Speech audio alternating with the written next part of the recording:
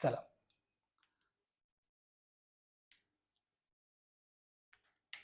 आपण last lecture मध्ये बघितलं structure.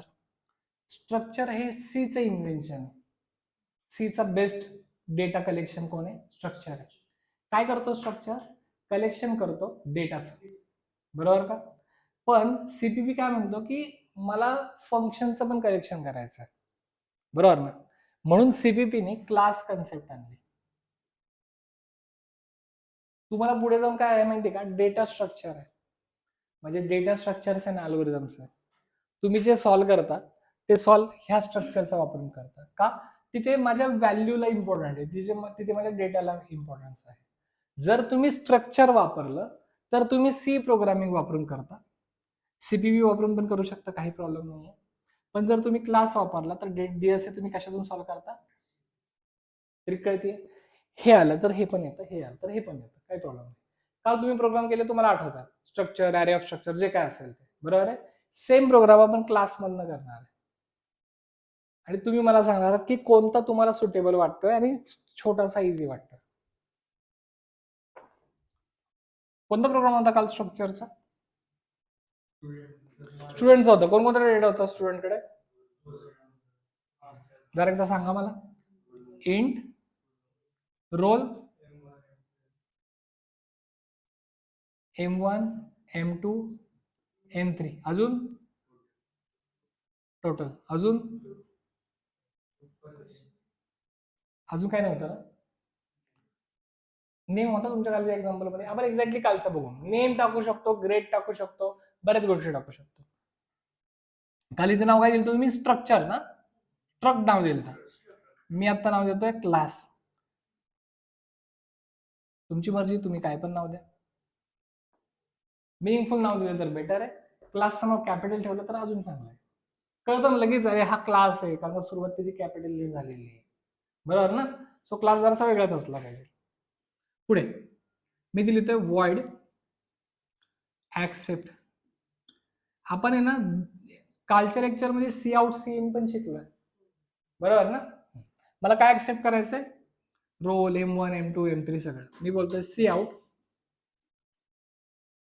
Enter, roll, cin, roll. Structure मध्ये तुम्हाला असं लिहावं लागलं, आठवत आहे ना? Yes dot, yes dot, yes dot. का माहितीये का?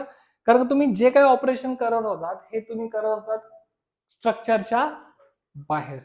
आता तुम्ही ऑपरेशन कुठे करताय? स्ट्रक्चरच्या आतमध्ये, बरोबर? चला, जसं मी हे घेतलं तसं तुम्ही काय काय घेताल? M1, M2, M3. नीट घ्या, शॉर्टकट मारू नका. पुढचं फंक्शन आहे operation. Void operation total equal to M1 plus M2 plus M3 percentage equal to float. आठवतोय ना? काय बोलतात त्याला? फ्लोट. त्याला फ्लोट बोलतात. टाइप काय? Type casting. टाइप कास्टिंग काय करतात? To convert one data into another. जेव्हा आपल्याला असं स्वतःहून लिहावं लागतं त्याला आपण बोलतो एक्सप्लिसिट टाइप कास्टिंग. म्हणजे आपण इन्स्ट्रक्शन देतो त्याला की करच म्हणून. आणि काही वेळेस बाय डिफॉल्ट होतं, जसं की सी प्रोग्रामिंग मध्ये एखाद्या कॅरेक्टरला तुम्ही %d ने डिस्प्ले केलं तर तो नंबर तयार होतो, बरोबर ना? त्यास काय होत आहे? इम्प्लिसिट ऑटोमॅटिकली होऊन जाईल. एका कॅरेक्टर मधला एक नंबर जर तुम्हाला मायनस करायचा असेल तर कॅरेक्टरला सांगायची गरज नाही की तू इंटिजर तयार हो, ते काय होत आहे? ऑटोमॅटिकली होऊन जात आहे.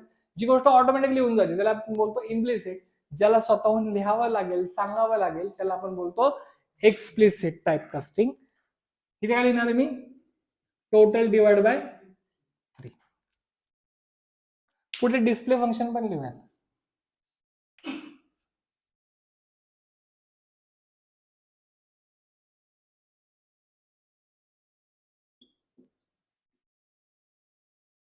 काय काय डिस्प्ले करायचंय? रोल, टोटल आणि पर्सेंटेज. रोल स्पेस देतो, आठवत आहे ना कायसाठी? म्हणजे इथे एक व्हेरिएबल प्रिंट होईल, मग स्पेस मिळेल, व्हेरिएबल प्रिंट होईल, स्पेस मिळेल, व्हेरिएबल प्रिंट होईल. बरोबर आहे. जर मला न्यू लाईनला जायचंय, समजा ह्या पर्सेंटेज नंतर न्यू लाईनला जायचं, तर मी काय लिहायचो, स्लॅश एन. आठवत आहे ना? स्लॅश एनच्या ठिकाणी मी एंडल पण लिहू शकतो.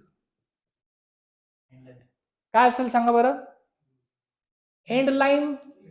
स्लॅश एन म्हणजे काय? End line. बरोबर. चला, डिस्प्ले क्लोज झाला, क्लास क्लोज झाला, स्ट्रक्चर क्लोज होतो ना सेमिकोलन. सेमिकोलन आपण देत होतो. चला, मेन लिहूयात. Int main. मला एका स्टुडंटचा हे केलं ना तुम्ही सुरुवातीला, एक स्टुडंट होता तुमच्याकडे.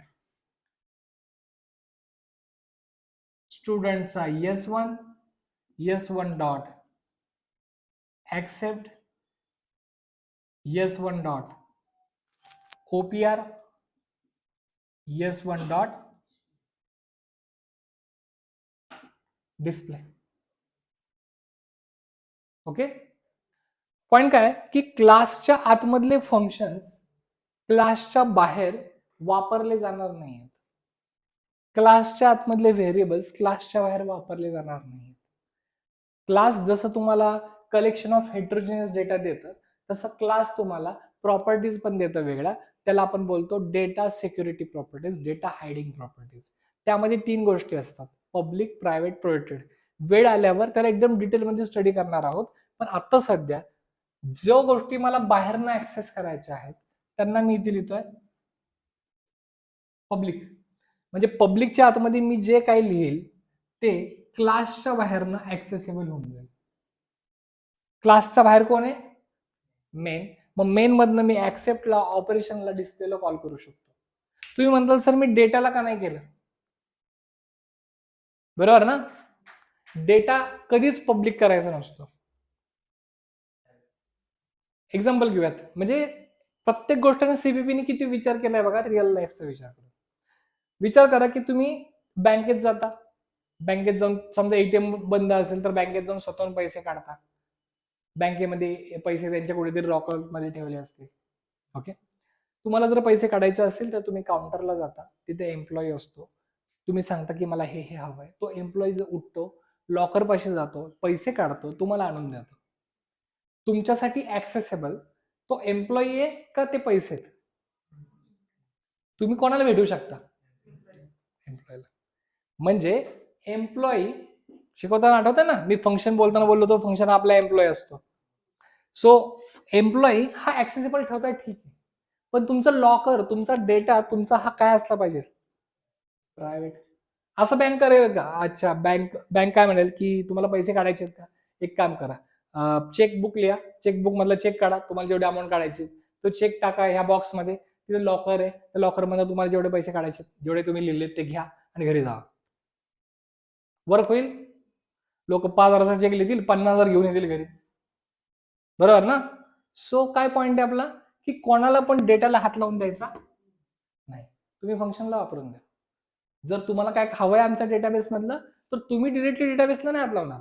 तुम्ही आमच्या एम्प्लॉईला सांगणार, आमचे एम्प्लॉई डेटाला ऍक्सेस करतील.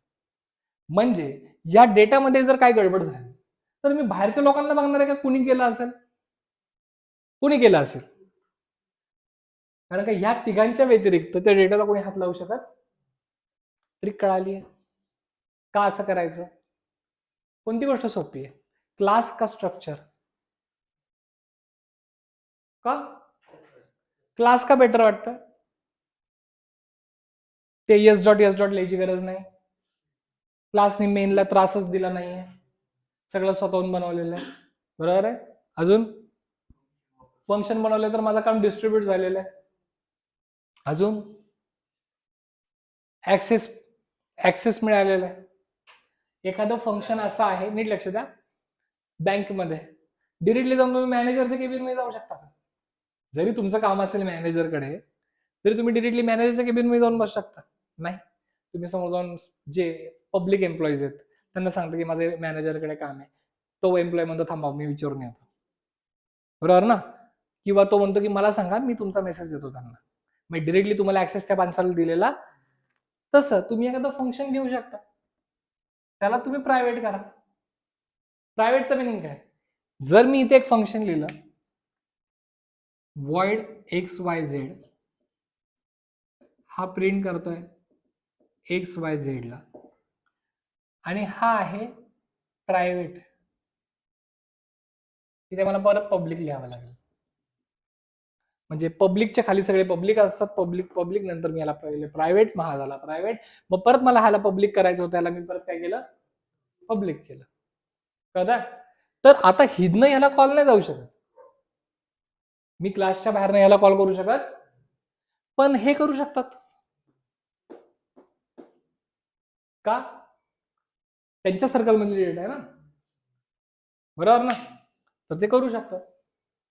मग जर तुम्हाला बाहेरनं त्याला कॉल करायचा असेल तर तुम्ही ह्या ठिकाणपैकी कोणाला तरी सांगणार आणि मग त्यांनी त्याला कॉल केलेला असेल, तरी कळते. त्या टाईपच्या प्रोग्रामिंगकडे नंतर जाऊ, आता फक्त आपण एक्झाम्पल बघतोय म्हणून मी हे कट करतो.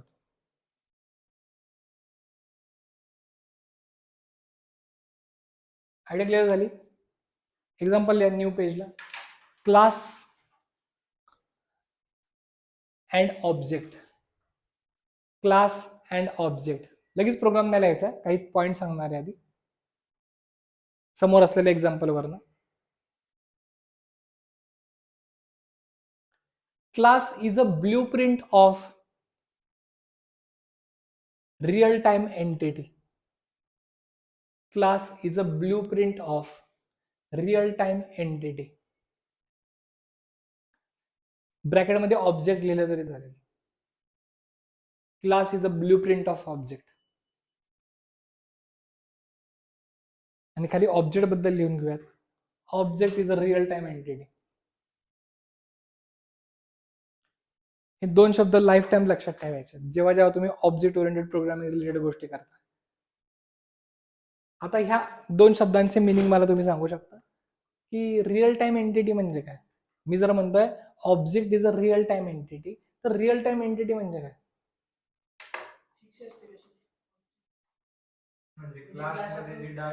नाही, प्रोग्रामिंग कडे नका जाऊ आता, ते दोन शब्द नॉर्मल आहेत ना, त्याचा काय प्रोग्रामिंग संबंध नाही. जागेवर थांबणारा, नाही, रिअल टाइम एंटिटी या वर्डचा मिनिंग काय? Real time, real entity, time नका शब्द घेऊ, रिअल एंटिटी बघणार, एंटिटी हा शब्द बघणार, ऑब्जेक्ट ह्या शब्दाचा मिनिंग आहे. इंग्लिशमध्ये वर्डचा मिनिंग सांगा ऑब्जेक्टचा. वस्तू. व्हेरी गुड, बरोबर आहे. वस्तू इमेजनरी असू शकते, जी वस्तू एक्झिस्टच नाहीये पण ती कशी असली पाहिजे, ती कशी असते हे मला माहिती, तर ती असू शकते वस्तू. हा असू शकते. मला सांगा, ही चेअर ऑब्जेक्ट आहे, हा पेन ऑब्जेक्ट आहे, मग कोणती गोष्ट ऑब्जेक्ट नाहीये?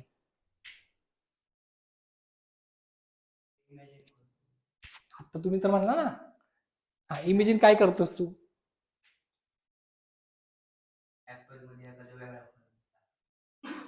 ह्याने इमेजिन केला, ऍपलने एक फोन काढलाय तो ट्रान्सपरंट आहे, ह्याला पडलं स्वप्न, बरोबर आहे.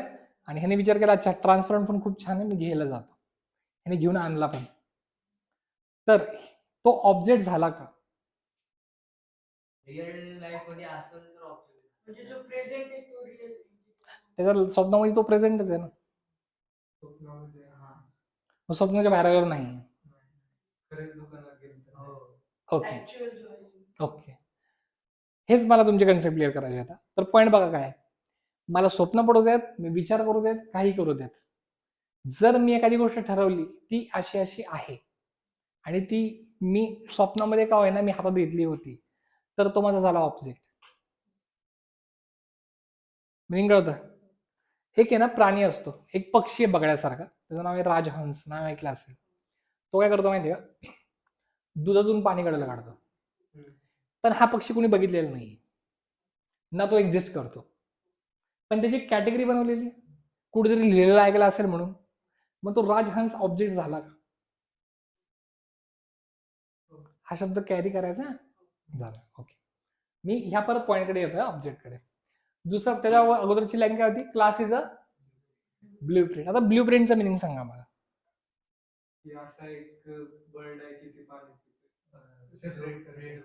ब्ल्यूप्रिंट ह्या प्लेन, ह्या ब्ल्यूप्रिंट शब्द ऐकला कुठे पहिल्यांदा, हे मला सांगा. गोष्टीला करण्यापूर्वी आपण डिझाईन बनवतो. आर्किटेक्ट नाही का त्या बिल्डिंगचं डिझाईन बनवतो, एवढी मोठी ब्ल्यू प्रिंट असते त्यांच्याकडे, बरोबर ना? हा, तर ब्ल्यू प्रिंट आर्किटेक्ट बनवतो. त्या ब्ल्यू प्रिंट पासून तयार होते बिल्डिंग. दोन गोष्टी जातात, एक आहे माझ्या ब्ल्यू प्रिंट, एक आहे समोर बिल्डिंग. तर ह्यातला ऑब्जेक्ट कोण आहे? ऑब्जेक्ट कोण आहे? बिल्डिंग. ब्ल्यू प्रिंट म्हणजे काय? मॅथात जो कागद येतो. आता मिनिंग बघा दोघांचं. इथं पण लिहिलंय बिल्डिंग, हा ही पण आहे बिल्डिंग, पण ही बिल्डिंग ऑब्जेक्ट आहे आणि ह्या कागदामध्ये बिल्डिंग जो आहे तो क्लास आहे. ह्याचा मिनिंग काय? क्लास सांगतो ही गोष्ट अशी असेल, त्याला एवढे दरवाजे असतील, त्याची हाईट एवढी असेल, एवढे फ्लोअर्स असतील. हे फक्त काय त्याच्यामध्ये प्रॉपर्टीज लिहिलेल्या आहेत. पण बिल्डिंग मध्ये राहायला लागतं ना, म्हणजे राहण्यासाठी जी जागा देणार आहे, बिल्डिंगची जी ऍक्च्युअल प्रॉपर्टी असणार आहे ती आहे कोणाकडे? ऑब्जेक्टकडे. मिनिंग कळतोय? म्हणजे ऑब्जेक्ट प्रॉपर्टी होल्ड करतो, क्लास प्रॉपर्टी डिफाईन करतो. शब्द कळालाय? पूर्ण क्लास बघा, सांगितलं गेलंय की एक स्टुडंट असतो, त्याच्याकडे roll M1 M2 M3 total percentage ह्या व्हॅल्यूज असतात, ऍक्सेप्ट केल्या जाऊ शकतात, ऑपरेशन केलं जाऊ शकतं, डिस्प्ले केलं जाऊ शकतं. स्टुडंटचा रोल नंबर सांगा. ठरलेलंच नाही ना अजून, ब्ल्यू प्रिंट आहे ना तयार. ब्ल्यू प्रिंट बघून मी म्हणेल की अरे ह्याचं बिल्डिंगचा ऍड्रेस कुठे आहे? तुम्ही म्हणतात आताची ब्ल्यू प्रिंट आहे सर, अजून ती कुठे बनवायची ठरलेलं नाहीये. सो तोच प्लॉय नाही. हा पूर्ण माझा काय आहे? क्लास ब्ल्यू प्रिंट आहे. डेटा अजून त्यासाठी लागलेला नाही. जेव्हा मी बोलेल स्टुडंटचं S1, तेव्हा S1 नावाचा एक ऑब्जेक्ट तयार होईल. काय काय प्रॉपर्टीज आहेत त्याकडे? Roll number, M1 M2 M3 total percentage, जेवढी मेमरी त्यासाठी तयार होईल. कोणासाठी? S1 ऑब्जेक्ट साठी. मी जर S2 बनवला, S2 साठी वेगळी तयार होईल.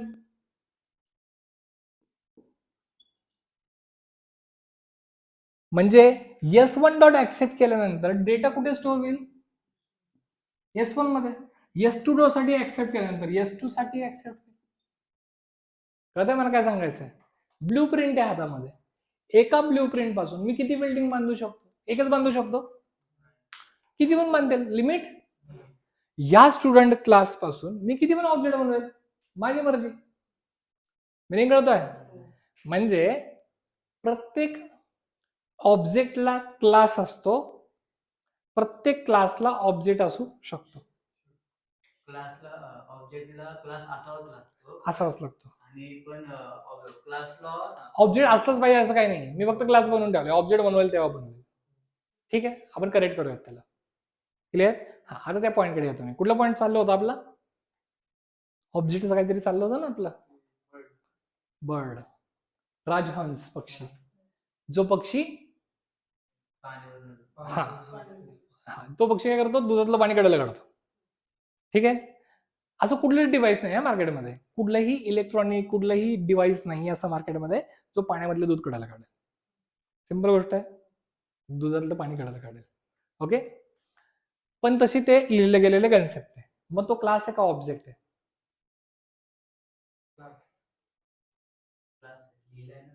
लिहिलंय कुठे? लिहिलंय असं लिहिलंय क्लास नेम.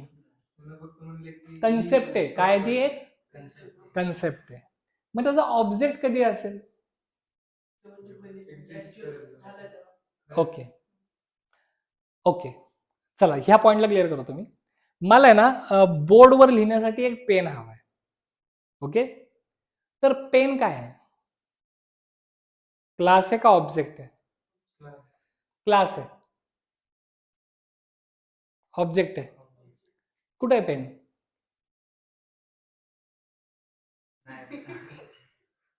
पेन कुठे आहे? मला हा या बोर्डवर लिहिण्यासाठी पेन हवा आहे. तुमच्या माइंडमध्ये आलं पेनमुळे मी तिथे लिहू शकतो, म्हणजे पेनची प्रॉपर्टी तुम्हाला माहिती आहे. पेन कुठे आहे? नाही, बरोबर ना? तर पेन काय झाला? क्लास झाला. पण मी म्हणतोय या पेनने मी लिहिणार आहे, तर हा पेन काय झाला? कारण या पेनकडे प्रॉपर्टीज आहेत. काय प्रॉपर्टीज आहेत? ब्लॅक कलर आहे या पेनचा, या पेनची कंपनी वाचता येत नाही, पण हाय कुठली तरी, बरोबर ना? ह्या पेनकडे निब वेगळ्या कुठल्या तरी ह्याची असेल, कंपनीची असेल, कुठलं तरी वेगळं मटेरियल असेल. एखाद्या ऑब्जेक्टकडे ना n नंबर ऑफ प्रॉपर्टीज असतात. मिनिंग कळत आहे? पण आपल्याला ज्या महत्वाच्या असतात तेवढंच आपण यूज करत असतो. समजा मला हा पेन मार्केटमध्ये घ्यायला जायचंय बाजारात, मी काय म्हणेल, व्हाईट बोर्डचा ब्लॅक मार्कर द्या. मी असं म्हणेल का की ज्याचं टोपण ब्लॅक असतं, खाली व्हाईट असतो, ज्याचं नीप आहे ना कॉटनची बनलेली आहे, त्याच्या आतमध्ये वेगळं काहीतरी आहे, प्रॉपर्टीज आहेत ना. मी नाही सांगणार, ज्या महत्वाच्या गोष्टी त्याच सांगणार आहेत. सो ह्या पण प्रॉपर्टीज सीपीयू मध्ये कुठे कशा वापरायचे हे सांगितले जातील. पण जस्ट एक्झाम्पल काय माझं, की ऑब्जेक्टकडे n नंबर ऑफ प्रॉपर्टीज असतात आणि आपल्याला जेवढ्या इम्पॉर्टंट आहेत त्याच आपण घेत असतो. प्रत्येक गोष्ट ऑब्जेक्ट असू शकते, प्रत्येक गोष्ट क्लास असू शकते. वर्ल्ड मध्ये अशी कोणती गोष्ट आहे जी क्लास नाही असं तुम्ही सांगता? चला अगोदर एक छोटीशी गोष्ट क्लिअर करतो आणि मग ह्या प्रश्नाकडे येतो. मला सांगा, मी जर बोललो, मी काही वर्ड घेणार आहे, त्या वर्डला ऐकल्यानंतर तुम्ही मला सांगायचं तो क्लास आहे का ऑब्जेक्ट आहे. बरोबर? बेंच क्लास आहे, क्लास आहे. चेअर क्लास आहे. ही चेअर ऑब्जेक्ट आहे. Country, India country. अर्थ काय आहे? ऑब्जेक्ट आहे. प्लॅनेट क्लास आहे. सन आणि सनचा क्लास काय? कळत आहे मला काय म्हणायचं?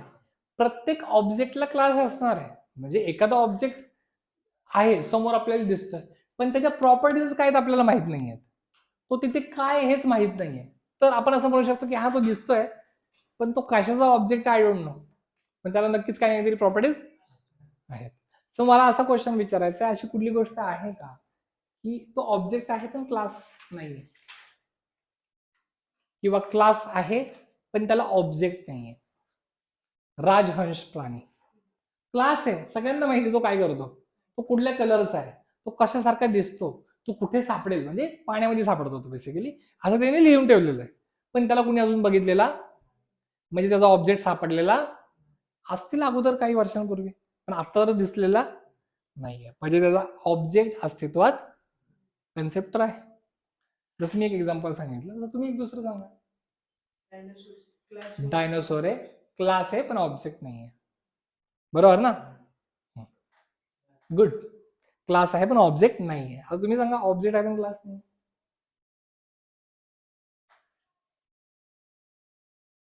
आहे असं काय?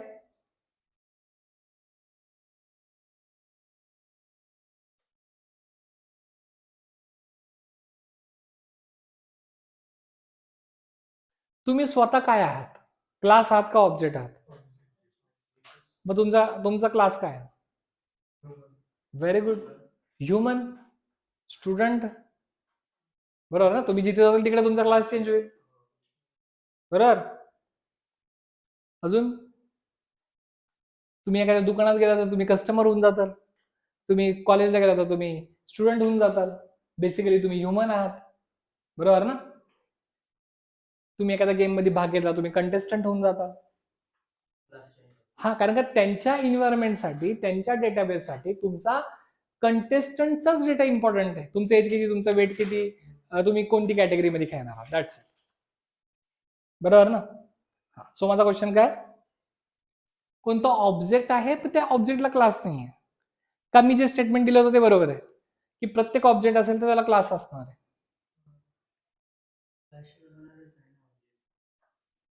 क्लास शिवाय ऑब्जेक्ट होणारच नाही.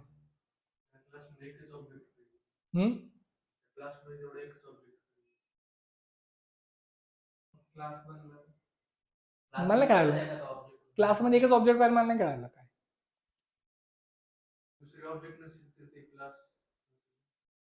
ह्या प्रोग्राम मध्ये CS1 हा एकच ऑब्जेक्ट आहे, मग काय हा क्लास नाही झाला का?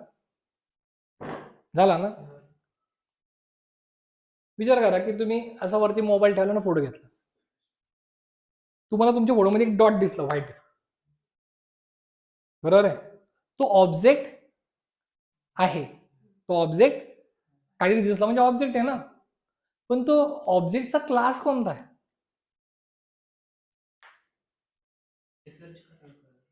हा, पण सर्चच नाही होत असेल तर, त्याचं कुठेच तुला आन्सर मिळत नसेल तर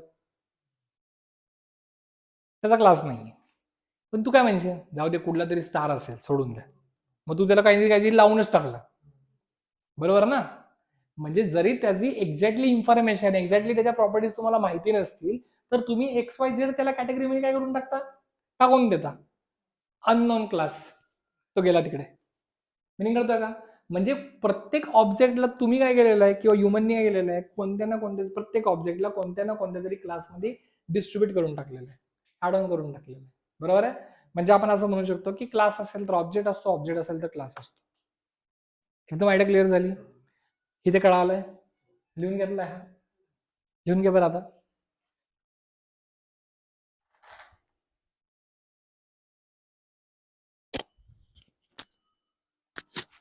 पुढचा पॉईंट आहे, मला मल्टिपल स्टुडंटचा प्रोग्राम करायचा. तुम्ही काल स्ट्रक्चरचा वापर करून मल्टिपल स्टुडंटचा प्रोग्राम केला, आठवत आहे ना तुम्हाला?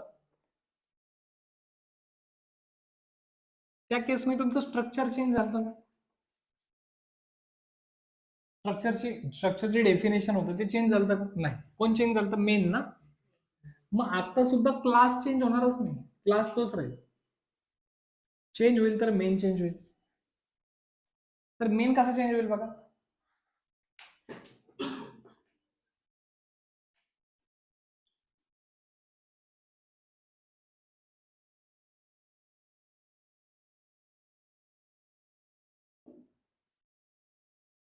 तुम्ही 5 घ्या 10 घ्या किती पण घ्या, ह्याचा मिनिंग काय माहिती का?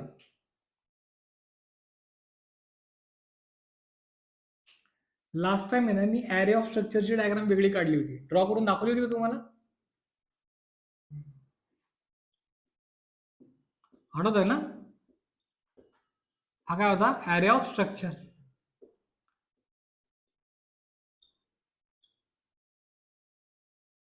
हा आहे ॲरे ऑफ ऑब्जेक्ट. कारण का S1 ला मी आता मगाशी ऑब्जेक्ट बोललो होतो ना. ओके, त्याचा मिनिंग काय होणार आहे बघा,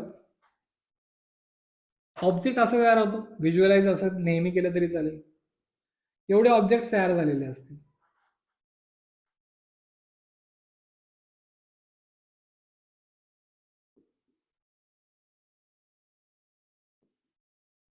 हा जो ऍड्रेस आहे 0 1 2 3 4 5 हा यस आहे, इथे ऍड्रेस असेल याचा, याचा कळत आहे ना? कारण का ऑब्जेक्ट नथिंग बट सीडबीच्या पॉइंट ऑफ व्ह्यूनी पॉइंटर असतो. ठीक आहे, पुढे तुम्ही जर असं करताय, युजरला विचारा किती एलिमेंट्स पाहिजेत, cout how many student, माहिती ना आपण असं विचारतो, cin n for I equal to 0, I less than n, I plus plus, yes of I dot accept yes of I dot OPR. ह्याचा मिनिंग काय? I सुरुवातीला किती आहे? 0. म्हणजे डेटा ऍक्सेप्ट होईल ह्यासाठी, ऑपरेशन होईल ह्यासाठी. नेक्स्ट टाइम आय होईल 1, डेटा ऍक्सेप्ट होईल ह्यासाठी. मिनिंग कळतं? आणि नंतर हे झाल्यानंतर मी एकदम प्रिंट करून टाकतो, असं नको व्हायला की एकाचा डेटा आला ऍक्सेप्ट केला आणि प्रिंट केला, असं नको व्हायला.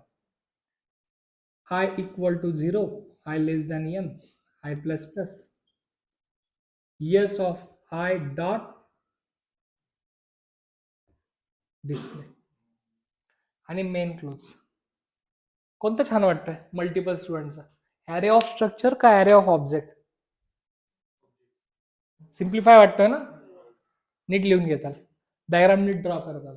उद्या आपण प्रॅक्टिकल ठेवतोय, उद्या आपण प्रॅक्टिकल मध्ये हे बघणार आहोत की जर हा मी स्टॅटिक मेमरी अलोकेट केला ना, जर मी डायनेमिक मेमरी अलोकेट केला तर तो कसा दिसेल, बरोबर ना? आणि स्ट्रक्चरचा हाच प्रोग्राम मी डायनेमिक मेमरी अलोकेट केला तर कसा दिसेल, हे आपण उद्या काय करणार आहे, प्रॅक्टिकलला बघणार. कळतं कन्सेप्ट?